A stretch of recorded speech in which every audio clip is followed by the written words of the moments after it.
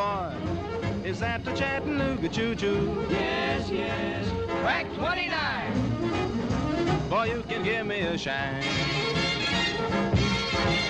Can you afford to board Chattanooga choo-choo? I got my fare, And just a trifle to spare.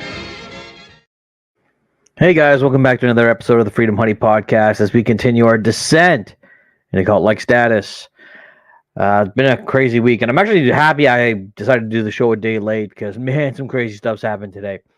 And for everybody who's new, welcome to the show. This is our time to get together once a week where we talk about the good, the bad, and the bullshit, and kind of just a bunch of random shit I find on X and some of the other social medias out there, I guess. And of course, I normally drink through these as I'm going to crack open a fresh PBR.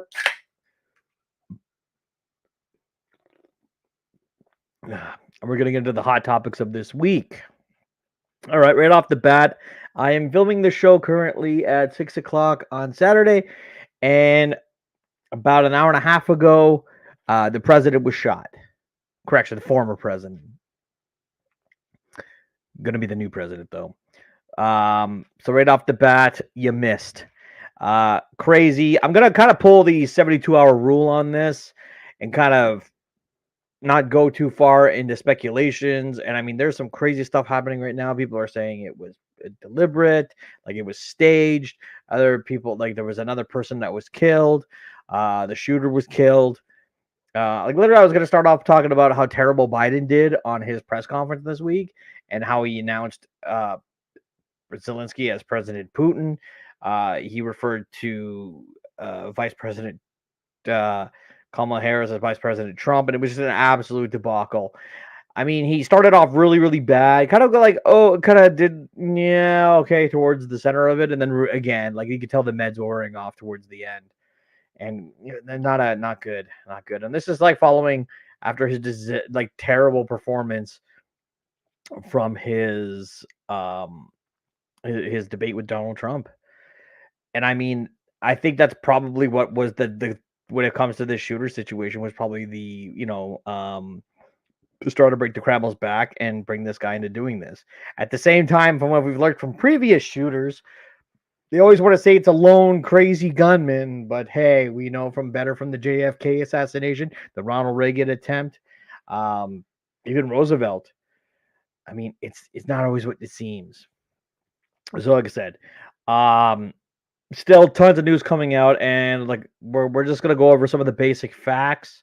I'm gonna go through a couple of videos with you guys just to be able to basically get you all caught up. All right, so this was the moment of the shooting. You see something that said, "Take a look at what happened."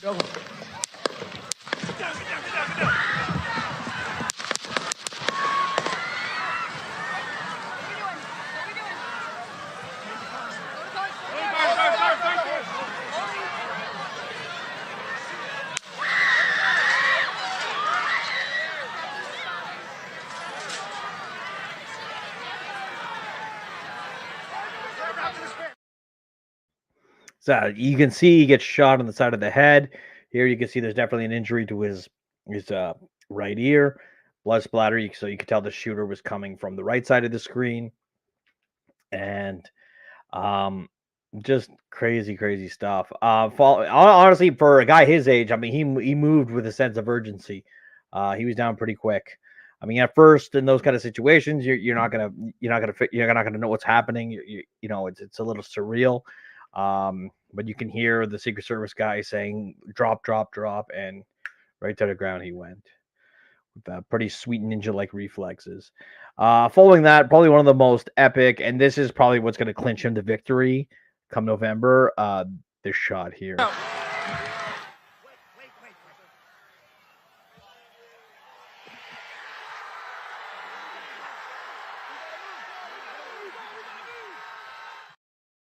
Yeah, clenches his fist, yells fight. That'll go down in history. This is truly history. And like I said, tons of speculation happening out there. I'm doing another video. They were interviewing some people in the crowd. This is kind of, I don't personally don't think that this was staged. I mean, I think Alex Jones was right on this, and everybody else. I mean, everybody else said that his life is probably in danger, and I can definitely see it. And following the terrible performance of the debate, and clearly Joe Biden's cognitive um, failures, the fact that because of the funds and how it works in the states is the money in the Biden Harris campaign cannot get transferred. That money's there for that campaign, so it has to be Kamala Harris because that's where all the money is. If they bring up a new nominee, they lose all that money. It goes back to the donors, and then they have to rebuild funds. So yeah, they're screwed. And then so let's see what the crowd had to say. And there are people in the stands that appear to be Grace as well. A couple people in the stands in that left corner. And was it actual gunfire? We believe. Oh, it was gunfire for sure. Yeah. And at least 3 shots. The shooter's probably dead. Yeah, people were saying that the snipers got him, but he's in the woods. Got him over there. They got him? Yeah, that's what we heard. Yeah, just nuts. All right, and that'll. I mean, like I said, we're not gonna get too far into this because, like I said, it's still fresh, it's still new. We don't have all the information, and I definitely don't want to speculate anything. But on a side note, congratulations on your victory in November, Mr. Trump. All right, get back to our regular scheduled program. What we're going to talk about this week, and the title of this week's show, we're Dags on Parade. This is this has been getting kind of nuts. So, the Terror Tour from Jerry McKenzie and the Dag-along Troop have been slowly making their way across Canada, hitting up different venues in different provinces. I think they're in Calgary this weekend. They were in Saskatoon last week, and they're going to hit BC and then whip around and go from there. And the blowback from the mainstream media has been absolutely nuts. Well, we talked about it on last week's show where they were basically telling Ottawa to brace for impact, basically. And this one tweet from the mayor of Hamilton, this broad is a gem. Hamilton has no place for hate. Please see my statement below. So this is Mayor Andrea Horwath. I am appalled by the news of the planned visit to our city by a group that promotes hate. Let me be clear, except for all the Palestinians, but anyway, I strongly condemn the presence of such group in our community, unless you're Palestinian. Hamilton has no place for hate, unless you're Palestinian, and I have spoken to the Hamilton Police Service, who are actively monitoring the situation, unless you're Palestinian. Everyone has the right to live in their city, free of racism, discrimination, unless you're a Jew, I guess. And as leaders, we have the responsibility to stand up to hate every time we see or hear it, unless you're supporting Palestine. Remember that. And that breaks down to this whole thing. Like I've said it before on the show again. When it comes to the Palestinian-Israel conflict, I'm neither here nor there. I do believe January 6th did, correction, not January 6th, October 7th did happen. I have questions, but more importantly, I don't give a shit about what's happening over there. I care about when you're threatening Canadians and Canadian businesses and shooting up schools in Canada and all that stuff. That's where I say you're a bunch of third world pieces of shit. And I would be more than happy to see you on a barge taken back to Gaza. You could go in there and protest and fight the IDF all you want.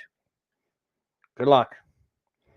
But yes, like this statement from the mayor herself, sweetheart, you got to worry about your own dirty laundry. Like the real threat is in your house. Worry about your own kid. I mean, this is her son, daughter, whatever, he, them, whatever. Clearly met unwell. I mean, I saw a video of them putting cough syrup in a baby bottle at a Tim Hortons. Like, just a whack job.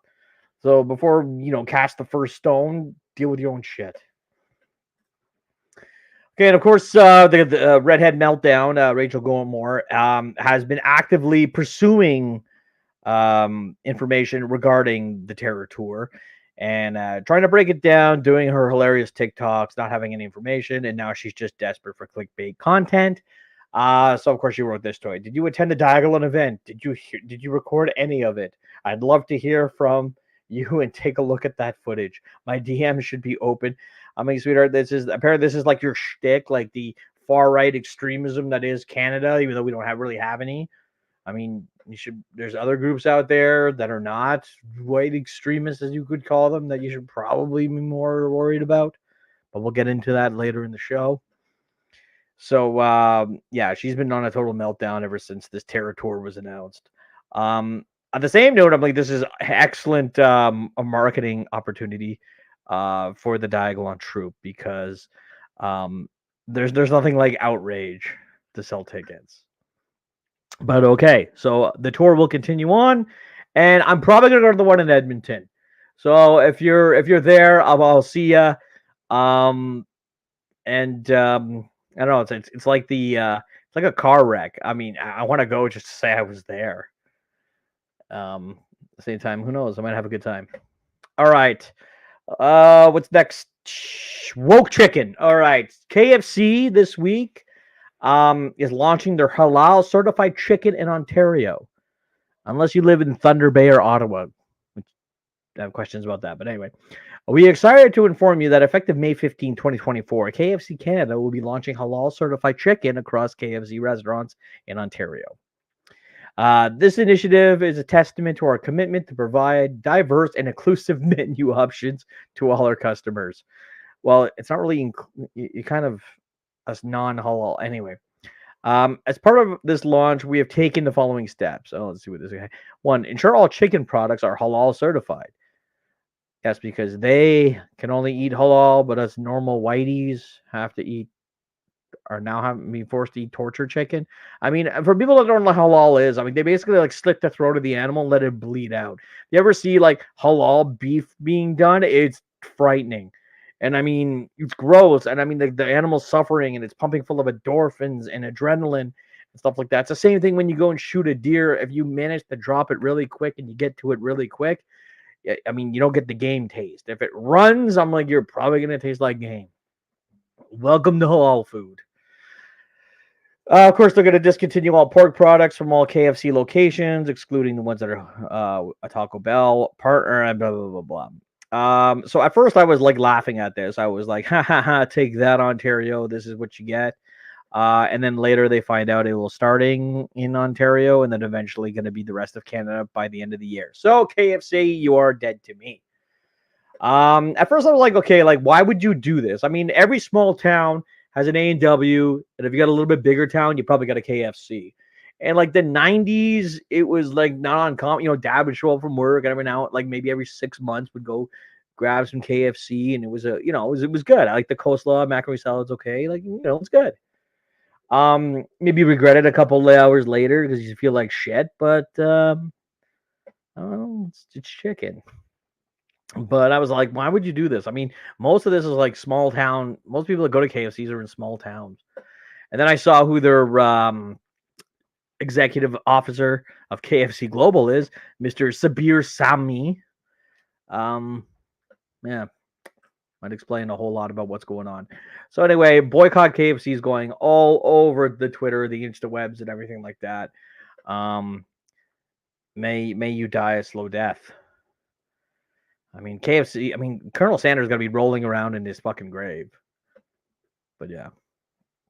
All right.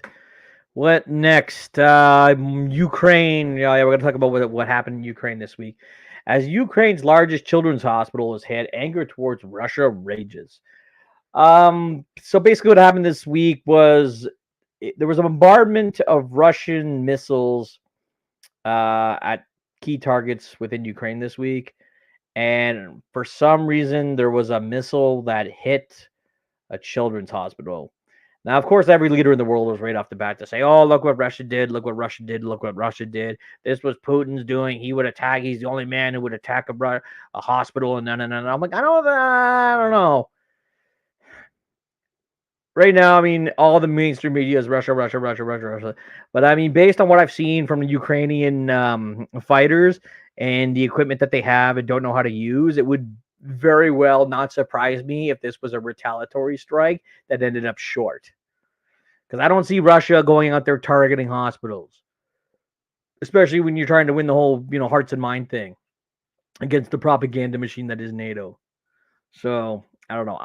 I'm going to leave it like it is. I'm not going to get too far into conspiratorial theories, and I'm going to leave that up to you guys to kind of figure out what happened. I mean, was it a deliberate attack? Was it a rocket? One of the targeted rockets malfunctioned and went off site? Was it intentional? Was it Ukraine trying to down one of these rockets and just it went short, or they tried to return fire? And of course, and like I said, most of the equipment they have given by the Americans, they don't even know how to use. So that'll be that. All right. We're gonna talk about Khalistan. God, I've been getting so emotional on this stuff, and I don't know why. I mean, I think it's just because the thought of these Khalistani referendums in Canada and this whole and I do believe that this bullshit idea for your own little bullshit holy land is never actually gonna happen in India. And I truly believe it. I guess I'm not totally crazy thinking this either, because I mean, a lot of people, based on comments, I mean, a lot of people agree that if you can't create it there, you're going to create it here. Because even the Sikhs in India don't want it. And it's only like 10% of the Sikh population that actually wants it. And that just happens to be the ones that are here.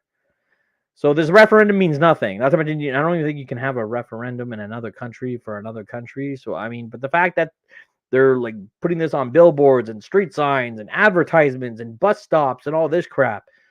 I mean, no. Honestly, at this point, and I'm going to look at this the same way. I mean, I see a Khalistani flag the same as I would see a hammer and sickle or a swastika at this point. Take that shit out of my country. To me, that's you trying to build your own bullshit holy land on what is Canadian soil, and I will have none of it. And this is, I'll probably get screwed on by the people that are like, oh, well, you believe in separating from Canada, and what about Quebec? I'm like, yes, but that's people that are here, that created this country, that were here, and then decided, hey, you know what? We're going to try our own thing. These are basically foreign invaders that have come and said, we're going to break off a chunk of your country and build our weird little holy land and run it as a separate state. And you ain't going to do shit because we managed to elect a whole bunch of Sikh extremists into parliament, like Jagmeet Singh. So, shame on them. And on that note, another shout. I want to shout out first of all to Mocha Bazirgan for Bazirgan Media, A+ journalist, and I truly believe he is a national treasure. Well, he's been deep diving a lot on this stuff, and now the Khalistani threats against him have started. So this will bring me down to everyone's favorite segment, which is the Freedom Honey douche of the week. So we'll start off. So this is from Mohinder Singh. Assassination of Sajin Najjar, spy network led by Indian High Commissioner Verma, facilitated the shooters. Before the 20th of July Calgary Khalistani referendum, this individual was caught recording Khalistani Freedom Car Rally on the 6th with sophisticated gadgets. It was his GoPro on his cowboy hat. It's funny because like Mocha's from Turkey, so it's just a funny, like his hair is all back. It's hilarious. And then they had like an old video of him at a gun range, and they said, "Journalist or mercenary? The RCMP must visit." Of course, in garbage broken English. Bazirgan Mocha, who presents himself as an investigative journalist and have all the content against the Canadian Sikh, subsequently inciting hate violence. Have all the content against. Yeah, he does. He's been breaking all these stories and figuring all these little weird networks and stuff like that. On the whole Donald Trump assassination thing, I'm thinking, Mocha, you just be careful, because these are the people that walk around with swords and shit like that. So it's easy for them to spot you, and from what we learned from the cops, they won't do anything. So you got to protect yourself. And so Mocha had this tweet. I'm going to read it out. They're trying to get me killed. I'm not a spy. I'm a journalist. My GoPro is not a sophisticated gadget. I have that attached to my head for safety reasons, and was all on your members who didn't like my publication assaulted me in Edmonton. You know very well that it's me, and I've covered events many times with the same sophisticated gadgets. You also accused another individuals earlier of being a spy, but then had them retracted after police discovered that he was just a passerby. This is reckless behavior to call me someone who is already receiving death threats from your cult as a spy.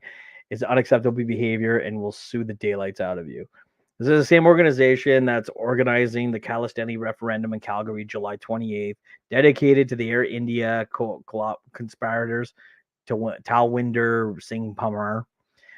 They are not happy with the coverage and they want to murder me. This is the group Joy Organic and is welcoming in Calgary, where I live.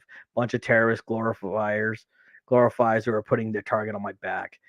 Are we just doing this because I exposed Baklish, one of the Sikhs for justice executives who happened to graduate from a medical school that was shut down for selling hundreds of fake medical diplomas? Jody Gondek must denounce this group, and Dakmashti is allowing their oh God, he puts all the weird words Gurdwara to be used as a base of this group. Yeah. So I do believe he's got a target on his head. And I mean, for guys that didn't follow his work, he did a lot of the Coots 4 stuff. He did a lot of the, he was a lot of convoy stuff. He drove with the convoy all the way from Vancouver to Ottawa. A lot of the good drone footage was done by him. So he's, like I said, he's a national treasure. And I said it self, I like defend Mocha. And then I got some weird Sikh lady under the handle of Amelia Q. Anyway, and again in broken English, here you have low IQ clown type. I was talking about who can't tell that they are being fed Indian government propaganda. I don't have the intellectual ability to figure out the Bersergan Mocha is working for Indian government. These type is low with low intelligence, don't contribute much to society. I have no fucking clue what the hell you just wrote, but it sounds like a threat. And I'm like, yes. I'm like, they're on to you, apparently, Mocha, that you're an agent. I mean, I wonder what that pays. I know you're an agent of India to break down the Sikh extremisms. Or you're just a concerned guy that figured out a pretty interesting story that more people should look into because your homeland is being invaded and attacked by Khalistani extremists. So, I mean, that'll bring us down to the douche of the week. I don't even know where to start. Every one of you Khalistani extremist fucks, douche of the week. This Amelia Q bitch, douche of the week. All the other freaking high-ranking, Sikh, crazy, nut jobs, cult pieces of shit, douche of the week. And I hope to God Mocha, keep doing a beautiful work and expose more of this crap. And then more people can just listen and understand that this is a national threat. They already have people in parliament. They control the mayors of Edmonton and Calgary. It is not going to stop. You're just going to get taken over. They're going to create their holy land. And it's going to be a shit show after that. So be diligent, people. That's Mike approved, Pedro approved, Freedom Honey, and Beaver County approved. And we'll go from there. Okay. The encampment is gone. Protesters say McGill went about it the wrong way. So this is Palestinian protesting encampment at McGill. Protesters decry that lack of court approval, but the university says exercising its rights. So apparently the actual removal of the encampment went pretty okay, but later that night, I mean, shit just got nuts. So let's look into it.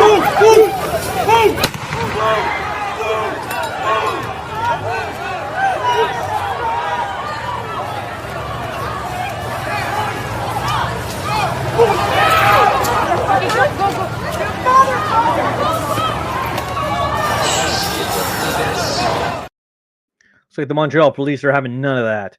Little tear gas, little pepper spray. I think I saw a couple of batonings in there.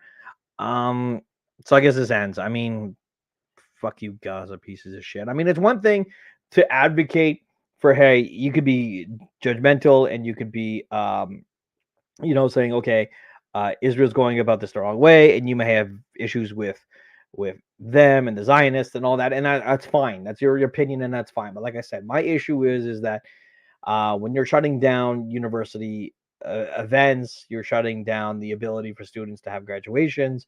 When you're going around in neighborhoods threatening Jewish people, when you're shooting up schools, when you're burning delicatessens, when you're doing all this crap, you're not helping your cause. You just look like a bunch of savages. And I'm like, you know what? If you're gonna shoot at schools and go around like a bunch of brown shirts and intimidating people, I hope you do get your skull cracked in. That's not advocating for violence. But you get the point. Okay. I don't like talking about, but I'll bring it up. Conservatives would scale back supervised drugs consumption sites, Polyev says. I mean, as they should. This is one policy I do believe in because I believe the safe supply is a bunch of crap. Coming from a family that's had a lot of issues with substance abuse, I can tell you right now, giving them more drugs is not the answer. You want to give them treatment. You want to take away the drugs. I have a family member right now that's going. I think how many weeks has it been now? They're almost 2 weeks clean, and I told them, hey, you hit 3 months. We're gonna throw them a party. I'll buy them whatever they want, and then that's 6 months, 1 year, and we'll go from there. I mean, positive reinforcement, and we're just trying to be supportive for this individual. And that's how you should do it. So safe consumption sites. I mean, you're just destroying neighborhoods, and most of these are getting put up next to like playgrounds and schools and like affluent neighborhoods and stuff like that. So yeah, I mean, put them in liberal neighborhoods. This is what you get. You believe on it so much. I mean, look how East Hastings. I took my apprentice down to East Hastings last time we were in Vancouver because we had to do some work out there, and like he's 21, and I'm like, we're gonna drive down East Hastings, and you're gonna see what the hell. You're gonna see why you don't do drugs. He doesn't do drugs, but I mean, I definitely. I mean, there's a reason we lock the doors. But yeah, safe supply is just no bueno. Okay, where are we at? Fredericton Police, Fredericton Pride Festival canceled. Organized site harassment, safety concerns. And of course, like the good CTV news that they are, they'll never tell you. They'll make you think that it's just a bunch of bigots, but actually, it's a bunch of Palestinians. So yeah, they're just eating their own at this point. You can't win. You can't win with these people. It's either one or the other. So that whole there is no pride in genocide. So they're just going around shutting down all these events. I think St. John's was the same thing. They even let the Palestinians lead the parade, and then it went to shit. So Toronto shut down too. So pick a cause, people. Pick a cause. All right. Saw this good tweet. Tom Quiggin, friend of the show. Organized home invasions. Gangs of youth in Brampton and Mississaugas are now doing organized criminal reconnaissance on houses. They typically do it in gangs of 4 to 6 youth with one older adult in attendance. They knock on the doors later in the evenings and see if you're in the house. They want to know who's living there, maybe what's in the house, driveway, garage. Once the reconnaissance and assessment is done, they will then choose certain houses for mass home invasions where 5 or more individuals will smash through the doors and they do their assault/robbery. They're rarely caught. And I mean, most of the time it's a B&E, so cops won't even investigate. And they receive preferred treatment by the legal system because they are youth. They come from protected groups.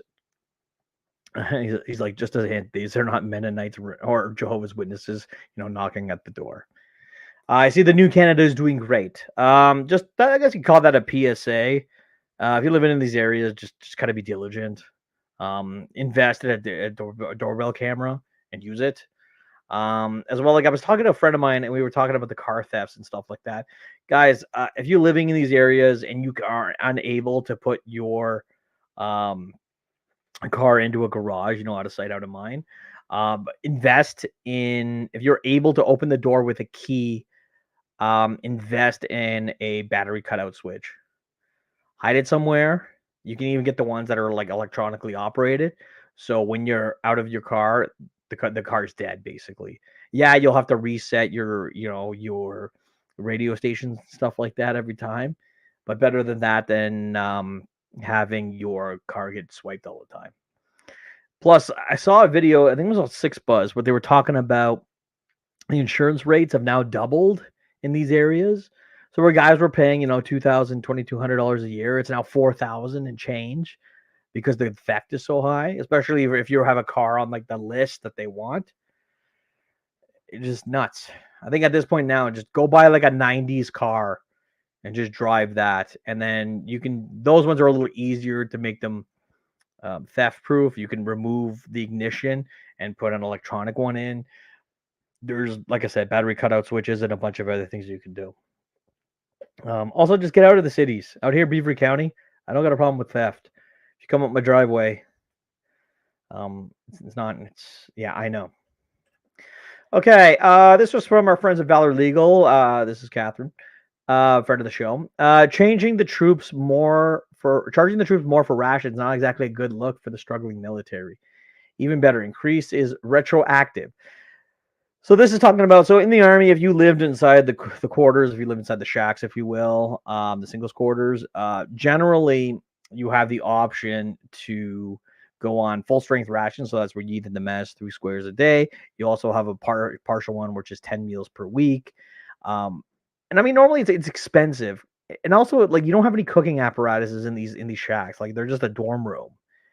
And every time I'd be in the Army and there was new guys, I'm like, get out of the shacks, get a house, 3 or 4 of you guys, pay the rent. You'll do way better, because living in the shacks is actually quite expensive, and the meal plan is just ridiculous. And the thing is like, if you're not eating out of the kitchen, you're eating stuff you can make in a microwave and stuff like that, or eating out a lot. It's just not conducive to your health. So now they've increased it by 7%. And will be retroactively adjusting it. So have fun, guys, when you see a big pay drop on your next check, because they've decided to start clawing back funds. Another big old nail into the coffin that is the Canadian Armed Forces. All right, let's talk about the LCBO strike. We talked about it a little bit last week. The strike is still going on, and I think it's hilarious. Personally, over here at the Freedom Money Compound, we are 100% pro private sales. I mean, my buddy Charlie, he runs a liquor store with his brother, and it's a family-owned operation. His parents own like the convenience store next to it, and then him and his brother run the liquor store. And everyone chips in when the deliveries come. It's cool. I mean, that's how you support local. Another friend of mine, he's buying a liquor store right now. It's a bit of a hefty investment, but it's just like guaranteed income, basically, especially in these newer areas that are being developed. If you're the first liquor store there, you're good. Like I said, it's a good way to support local. It's a good way to support small businesses. And of course, these people, these nut jobs, these freaking, what would you call them, the union bastards, are going on that, if you take away the how would you call it, the retail, brick and mortar locations, you're gonna basically take money away from the province. Like, that's a bunch of crap. That's gaslighting. That's bullshit. What it is if you go private sale, people still pay taxes. People still pay income tax. People still pay taxes on the rent. Plus, you're buying the liquor from the LCBO. And the distribution network is already set up, because that's how they do it for restaurants and bars. This is strictly the retail locations. And even that, the amount of money you would save, because A, you don't got to pay the staff. B, you don't got to pay the insurance. C, you don't got to pay for the product that gets stolen. So any loss doesn't come out of taxpayers' pockets. It comes out of you know what I mean? It's on the owners. You got to pay their insurances and their benefits and their pensions and all that crap. It's insane. Plus, the wages are nuts. This leaked out, and people are revolting about this. So, customer service representative, cashier, in other words, at one of these locations, looks like they're making $109,000 a year to be a cashier at a fucking liquor store. It's nuts. And the warehouse people get even more. There's some of them where it's $127,000 warehouse worker. I mean, this person makes more than I do. And I'm a Red SEAL, and I fix trains during the day, and I have military. This person makes $127,000 a year working at a fucking warehouse. Get rid of all of them. Overpaid. I mean, $109,000 to work at a freaking liquor store is ridiculous. I mean, these were supposed to be, I remember back in the day when I lived in Ottawa, I had a friend of mine that got a job at the LC. and he was making like $18 an hour. And I thought that was insane because I was working at Walmart at the time and making $9.50. And even then, I was like 2 pay scales ahead of other people. And I was like, oh man, you're making $18 and these benefits and junk. And I'm like, what the hell? And I'm like, you just stock shelves and cashier stuff. I mean, it's easy. Don't pay people this. Oh, they need a livable wage. I mean, this is entry-level, low-skilled employees. Get rid of them. Get rid of them all. Private sales, run the distribution. Even then, you run the warehousing. You can contract out the distribution like we do in Alberta, because then you don't get a strike from those guys. You save a bunch of money. You cut your costs, and then you make your money on the back end. Ask any drug dealer, do you want to be wholesale or retail? Yeah, you might make a little more if you're retail, but at the end of the day, it's way easier being wholesale because your costs are lower. Less overhead. All right, so that'll be that. I hope this strike continues. It's kind of funny that Doug Ford kind of came out with this weird app where it's highlighting like the local breweries and distilleries and other places you can get booze outside of the LC. I think it's hilarious.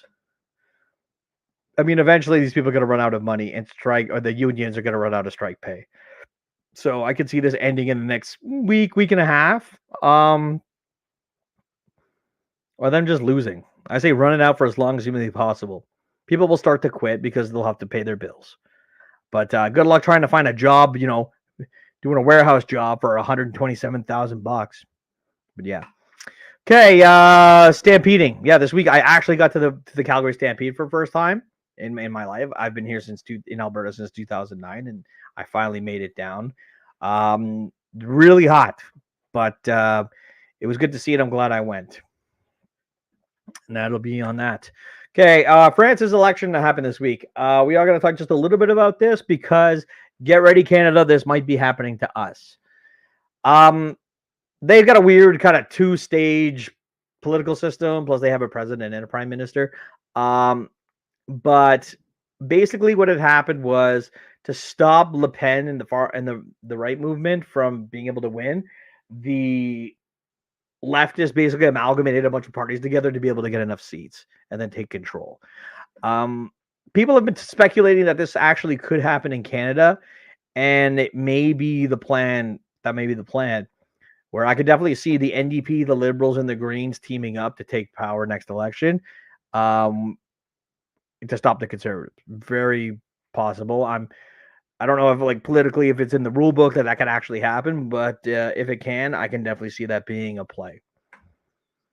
And of course, when you get what you vote for, France's left-wing New Populist Front calls for 90% tax on all income above 400 grand, well, 400,000 euros. So yes, the commies are going to commie, and actually one of them is the Communist Party. So that's what they do. All right, guys, if you want to support what we're doing here at the V4F TV enterprise and the whole thing, a couple ways you can support. One, join the club, join the V4F club. It's a couple of bucks a month. All your money gets pooled. There's a big vote, and then they decide what causes to donate the funds to help fellow vets, people in need. Really, really good stuff. Really awesome community that we're building here. Really, really good stuff. As well as you can always go do that.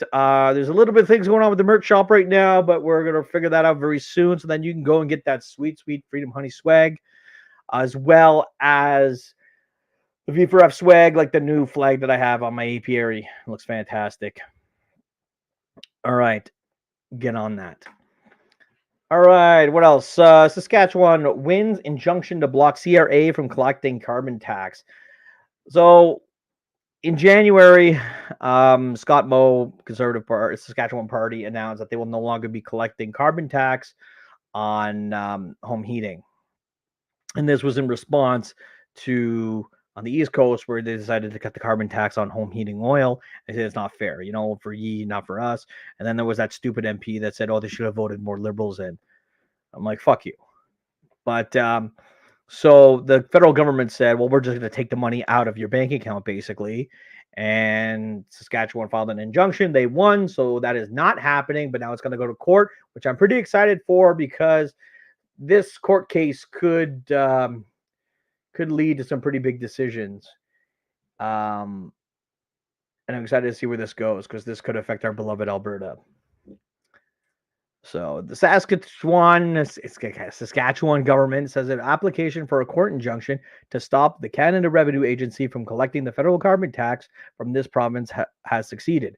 The court ruled in favor of blocking the federal government from unconstitutionally garnishing money, pending a full hearing and determination of the continuation of the injunction by the federal court. Brownin Erie, the provincial justice minister and attorney general, said Monday. Erie said garnishing the provincial's bank account violates Section 126 of the Canadian Constitution. The issue will now go to a full hearing. So, like I said, excited for that. All right, that'll do kind of the hot points this week. You guys, like I said, it's Free Honey Podcast. You get a Pedro update. Big news, he did finally buy himself a new place. So we're going to pull up the county map of Alberta. He is now currently residing in Smoky Lake County, which is 2 counties north of Sweet Beaver County.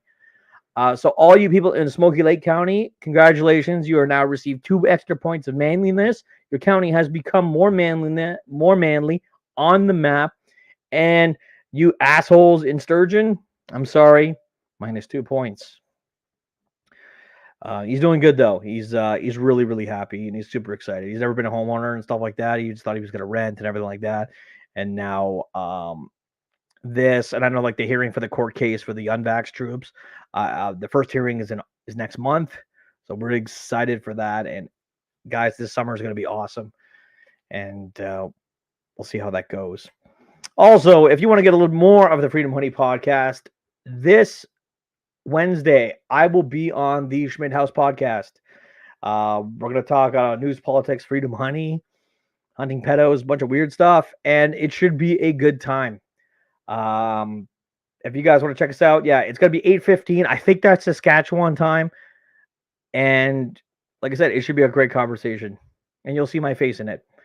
So tune in, check it out, share the show, and yeah. All right, just want to make sure I didn't forget anything. Nope, I think we caught up for this week. Kind of a long one, but hey, the Trump stuff's just been crazy. Like I said, we're not going to get too far into it because of the 72-hour rule. There's tons of information going out. Don't believe your lying eyes. Don't give in to the grip. You know what I mean? Just let's play it cool. Get all the facts.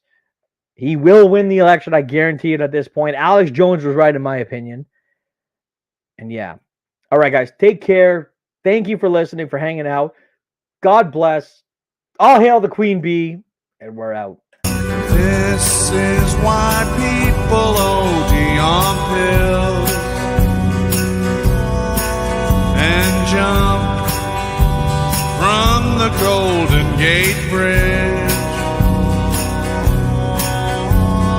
Anything to fill weightless